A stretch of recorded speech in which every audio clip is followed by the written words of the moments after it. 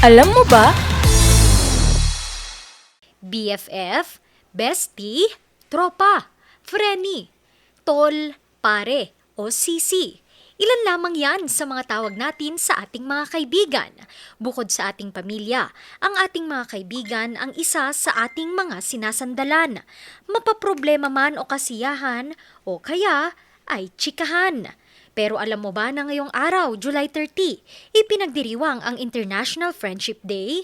Katunayan, itinatag ng United Nations ang International Friendship Day noong 2011 upang maisaalang-alang ang kapayapaan, pagkakaisa at pagkakaibigan ng mga bansa, kultura at bawat individual.